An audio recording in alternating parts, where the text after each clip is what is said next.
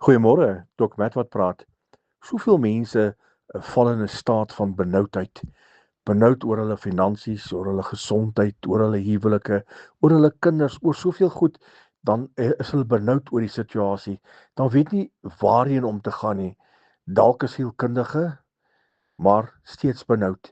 Dalk die bankbestuurder, maar steeds benoud. Die dokter, maar steeds benoud. Heeltyd benoud, benoud, benoud. En nou is daar so 'n ou mooi skrifgie wat vir my so mooi sê, waar Jesus self sê, roep my aan in die dag van jou benoudheid.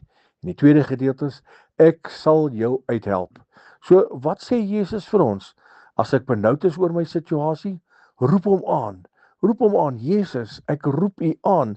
En u is die een wat my kan deurdra, want u woord sê dan, u sal my uithelp uit elke situasie. Roep. Nou as ek iemand roep, dan fluister ek nie. As ek in benoudheid is, dan roep ek maar mos met alle mag, sal ek mos hard oproep. Jesus, roep dit uit. Vader, u het gesê, u sal my uithelp. En ek kan u verseker, net soos wat die skrif sê, gaan hy jou uithelp. Net soos wat die skrif sê, sal hy jou optel en deurdra.